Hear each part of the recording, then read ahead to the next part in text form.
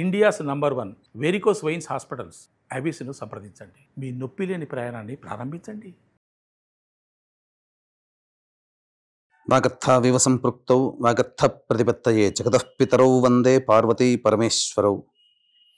ఆదిత్యాయ చ సోమాయ మంగళాయ బుధాయ చ గురుశుక్రశనిభ్యశ్చ రాహవే కేతవే నమః. శృంగేరి జగద్గురు పీఠాధిపతులకి, కంచి పీఠాధిపతులకి నమస్కారములు తెలియజేసుకుంటూ కార్యక్రమాన్ని ప్రారంభిద్దాం. వీక్షించేటువంటి ప్రేక్షకులకి ఒక చిన్న గమనిక. మీ యొక్క జన్మ తేదీ రోజున ఉన్నటువంటి జన్మ నక్షత్రాన్ని బట్టి జన్మ రాశి ఉంటుంది. ఆ రాశి చెప్పబోయేటువంటి ఫలితాలు మాత్రమే మీకు ఆపాదించబడతాయి. చాలామంది చేసేటువంటి తప్పులు ఏమిటంటే, జన్మించిన డేటు మంత్ను బట్టి ఒక జొడాయిక్ సైన్ అనేటువంటిది ఉంటుంది. అది సన్ జొడాయిక్ సైన్ కాబట్టి దాన్ని బట్టి ఈ పేపర్లలో వచ్చేటువంటి వివరణలు దాన్ని బట్టి చూసుకుంటున్నారు. కాబట్టి సన్ జొడాయిక్ సైన్ కాకుండా మీ జన్మ నక్షత్రము, జన్మ రాశిని బట్టి వచ్చే చెప్పబడేటువంటి ఫలితాలని దృష్టిలో పెట్టుకోండి. అలాగే నక్షత్రము రాశి తెలియనటువంటి వాళ్ళు మీ యొక్క నామధేయము, మీ పేరులో వచ్చేటువంటి మొదటి అక్షరాన్ని బట్టి ఏ రాశికి సంబంధించింది అవుతుందో ఆ విధమైనటువంటి రాశిని ఫలితాలు కనుక చూసుకున్నట్లయితే మీకు తప్పకుండా అవన్నీ కూడా ఆపాదించబడతాయని చెప్పవచ్చు. ఈ మార్పుని గమనించగలరు.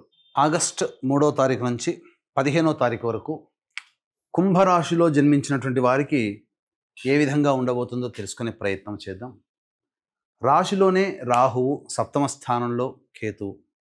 ఈ సంచార ప్రభావం వల్ల ముఖ్యంగా ఆత్మవిశ్వాసంతో ముందడుగు వేసేటువంటి ప్రయత్నము, దుందుడుకు స్వభావంతో ఉండడం, ఇవి ఈ కుంభరాశిలో జన్మించినటువంటి వారికి సహజంగానే, అన్నిటికంటే నేనే గొప్ప అనే స్వభావం సహజంగానే ఈ రాశి వారికి ఈ గ్రహ సంచార ప్రభావంలో కలుగుతుంది.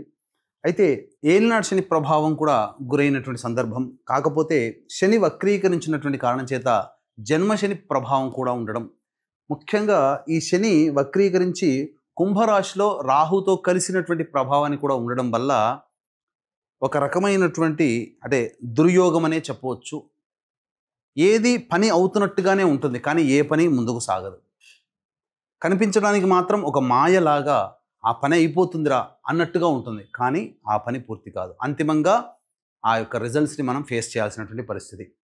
ఇక గురువు సంచార ప్రభావము, శుక్రుడు కూడా అనుకూలంగా అదే స్థానంలో, పంచమ స్థానంలో స్థితి పొంది ఉండడం, ఇది విశేషమైనటువంటి యోగాన్ని కలగజేసేటువంటి పరిస్థితి కుంభరాశిలో జన్మించినటువంటి వారికి కలుగుతుంది. పెద్దవాళ్ళ యొక్క సహాయ సహకారాలతో, స్త్రీల యొక్క సహాయ సహకారాలతో అన్ని విధాలుగా అంది వచ్చినటువంటి అవకాశాలని సద్వినియోగపరుచుకోగలిగినట్లయితే ఈ కుంభరాశి వారికి ఎవరిని ఆపతరం కాదు. ముందడుగు వేయడమే తప్ప వెనకడుగు అనేటువంటిది ఈ యొక్క కుంభరాశి వారికి ఈ గురు శుక్ర సంచార ప్రభావం కలుగుతుంది. ఎట్ ద సేమ్ టైం రవి బుధుల యొక్క సంచార ప్రభావము ముఖ్యంగా కర్కాటక రాశిలో సంచరిస్తున్నటువంటి ఈ కారణం చేత నిరుద్యోగస్తులకి చక్కటి శుభమైనటువంటి కాలంగా చెప్పవచ్చు. ఎన్నాళ్ళ నుంచో ఎదురు చూస్తున్నటువంటి ఒక మంచి ఉద్యోగము మీకు లభించే అవకాశం, శుభవార్త ఈ 15వ తారీఖు లోపల వింటారు.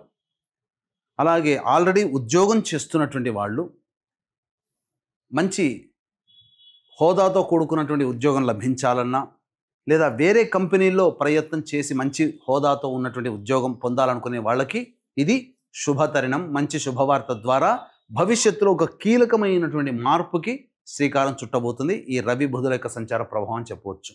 ఇక ప్రధానంగా కుజుని యొక్క ప్రభావమే అనుకూలముగా లేదు. సోదర సోదరీమణులతో విభేదాలు, చేస్తున్నటువంటి ఉద్యోగంలో కొంత ఆటంకాలు, ఇతరుల సహాయ సహకారాలు లేకపోవడం వల్ల మీరు కష్టపడడం, ఇవన్నీ అష్టమ కుజదోష ప్రభావం వల్ల కలిగేటువంటిది. అయితే మనం చూసినట్లయితే శని, కుజుడు, అలాగే కేతువు ఇవి అనుకూలంగా లేకపోయినప్పటికీ మిగతా గ్రహాల యొక్క ప్రభావం, ముఖ్యంగా గురు శుక్రుల యొక్క ప్రభావం సంపూర్ణంగా యోగదాయకంగా ఉండడం వల్ల ఎన్ని సమస్యలు వచ్చినప్పటికీ కూడా కుంభరాశిలో జన్మించినటువంటి వారు బయటకి గట్టెక్కే అవకాశాలు ఎక్కువగా ఉన్నాయి. అయితే స్టాక్ మార్కెట్స్లో కానీ, లేదా అప్పులు ఎవరికైనా ఇవ్వడంలో కానీ, వ్యాపారంలో పెట్టుబడి సంబంధించి కానీ, ఏదైనా ధనానికి సంబంధించింది ఏదైనా కానీ బుధుడు స్థితి వలన చేత యోగకరుడు అయినప్పటికీ అనాలోచిత నిర్ణయాలుగా వక్రీకరించినటువంటి కారణం చేత అనాలోచిత నిర్ణయాలు తీసుకోవడం ద్వారా ధన నష్టం అనేటువంటిది జరుగుతుంది. కాబట్టి ఆ ఒక్క ధనపరమైన విషయంలో తప్ప బుధుడు అన్ని విధాలుగా యోగదాయకంగా ఉంటాడు. కాబట్టి నిర్ణయం తీసుకునే ముందు 1-4 సార్లు ఆలోచన చేయడం కానీ, పెద్దవాళ్ళ యొక్క సహాయ సహకారాలు తీసుకోవడం కానీ చేయడం ద్వారా మంచి స్థితులు కలుగుతాయని చెప్పొచ్చు. ఈ రాశిలో జన్మించినటువంటి స్త్రీలకి ముఖ్యంగా సాంఘికంగా గౌరవ మర్యాదలు పెరుగుతాయి. కోల్పోయిన చోటనే తిరిగి గౌరవ మర్యాదలు పొందుతారు. కుటుంబ సభ్యులందరూ మీ మాటకి కట్టుబడి ఉంటారు. అలాగే ఏ పని చేయాలన్నా ఇతరుల యొక్క సహాయ సహకారాలు ఉండడం ద్వారా శారీరక శ్రమ, మానసిక ఒత్తిడి అంతగా లేకపోవడం, తద్వారా అనుకున్నటువంటి పనులని సజావుగా ఈ రాశిలో జన్మించినటువంటి మహిళలు పొందగలుగుతారని చెప్పొచ్చు. ఆరోగ్యపరంగా చిన్నపాటి ఇబ్బందులు తప్ప అన్ని విధాలుగా బాగుంటుంది. ధనపరమైన సమస్యల్ని తీర్చుకోగలుగుతారు. విలువైనటువంటి ఆభరణాలు కొనుగోలు చేస్తారు. ఇది చెప్పవచ్చు. ఇక సంతానం కోసం ఎదురు చూసేటువంటి దంపతులకి ఇది చాలా శుభ పరిణామంగా చెప్పవచ్చు. ఆల్రెడీ సంతాన ధారణ కలిగినటువంటి మహిళలకు మంచి చక్కటి శుభవార్త వింటారు. వివాహం కాని అబ్బాయిలకి అమ్మాయిలకి సంబంధ బాంధవ్యాలు నిశ్చయమయ్యే అవకాశాలు మంచి తరుణం ఈ 15 ఆగస్టు లోపల గోచరమవుతుంది. అలాగే విద్య సంబంధించి విదేశీయానానికి సంబంధించి చేయు ప్రయత్నాలన్నీ కూడాను కొలిక్కి వస్తాయి. అన్ని విధాలుగా ఆనందదాయకంగా ఈ కుంభరాశిలో జన్మించినటువంటి వారు ఉంటారని చెప్పవచ్చు.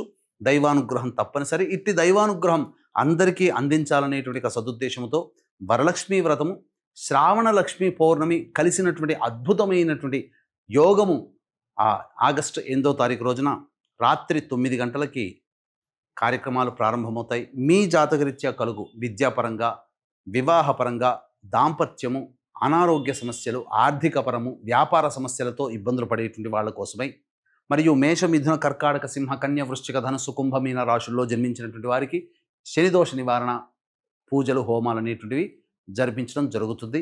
రాత్రి 9 గంటలకు కాబట్టి కేవలం 41 మందికి మాత్రమే ఈ యొక్క కార్యక్రమంలో అవకాశం. కావున సాయంత్రం 8వ తారీఖు సాయంత్రం 6 గంటల లోపల ఈ కార్యక్రమంలో నమోదు చేసుకునే ప్రయత్నం చేయండి. దశమహావిద్యలలో చివరిదైనటువంటి కమలాత్మికా హోమము, షోడశ లక్ష్మీ దేవతల యొక్క హోమాది కార్యక్రమాలు, అలాగే లక్ష్మీ మూలమంత్ర సంపుటిత లక్ష్మీ సూక్త హోమాది కార్యక్రమాలు జరిపించడం జరుగుతుంది. అవకాశం ఉన్న వాళ్ళు కార్యక్రమ తదనంతరం కాంటాక్ట్ చేసి వేగరంగా మీ గోత్రనామాలు నమోదు చేసుకుని, ముఖ్యంగా వరలక్ష్మి వ్రతం చేసుకునే మహిళలకి లక్ష్మీ అనుగ్రహం ఈ కార్యక్రమంలో పాల్గొనడం ద్వారా సంపూర్ణంగా కలుగుతుందని చెప్పవచ్చు. ఇక దైనందిన కార్యక్రమాల్లో 3వ తారీఖు నుంచి 15వ తారీఖు వరకు ఈ యొక్క కుంభరాశిలో జన్మించినటువంటి వారికి ఏ విధంగా ఉండబోతున్న ఆదాయ వ్యయాలు, మంచి చెడు తెలుసుకునే ప్రయత్నం చేద్దాం. 3, 4, 5, 6, 7 తేదీలలో ఈ కుంభరాశిలో జన్మించినటువంటి వారికి అన్ని విధాలుగా అన్ని రంగాలలో వృత్తి, ఉద్యోగ, వ్యాపార రంగాల్లో ఉన్నటువంటి వాళ్ళకి విజయం సొంతమవుతుంది. ఖర్చుకు మించిన ఆదాయాలు లభించడం ద్వారా విందులు, వినోదాలు కుటుంబ సభ్యులతో పాల్గొంటారు. అన్ని విధాలుగా మీ సమస్యల్ని పరిష్కరించుకోగలుగుతారు. సంతోషంగా ఉంటారని చెప్పవచ్చు. 8, 9 తేదీలలో అనవసరమైనటువంటి ఆలోచనలు, వృధా ప్రయాణాలు, వృధా ఖర్చులు ఎక్కువగా జరుగుతాయి. మానసిక ప్రశాంతత లోపిస్తుంది. ఏ పని యందు కూడాను ఆసక్తి ఉండదు. ఒక జిగ్జాగ్ లాగా ఆలోచనలతో కూడి ఉంటాయని చెప్పవచ్చు. 10, 11, 12 తేదీలలో ప్రశాంతత లేని జీవితాన్ని గడుపుతున్నప్పటికీ బాధ్యతల్ని కంప్లీట్ చేసుకుంటారు. విందులు, వినోదాలు కుటుంబ సభ్యులతో పాల్గొంటారు. ధనపరమైన సమస్యలు కూడా నివారణ అవుతాయి. ఇక 13, 14 తేదీల్లో కుటుంబంలో కొంత అనిశ్చితి ఉంటుంది. ఖర్చులు అధికంగా ఉంటాయి. కుటుంబ సభ్యులతో వాగ్వివాదాలు జరుగుతాయి.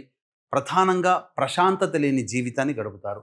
15వ తారీఖు రోజున మాత్రం వృత్తి, ఉద్యోగ, వ్యాపారాల్లో ఇతరుల యొక్క సహాయ సహకారాలతో మీకున్నటువంటి సమస్యలన్నీ పరిష్కరించుకోగలుగుతారు. ఏతావాత 8, 9, 13, 14 ఈ 4 రోజులు తప్ప మిగతా అన్ని రోజులు కూడా మీకు అనుకూలంగా ఉన్నాయి.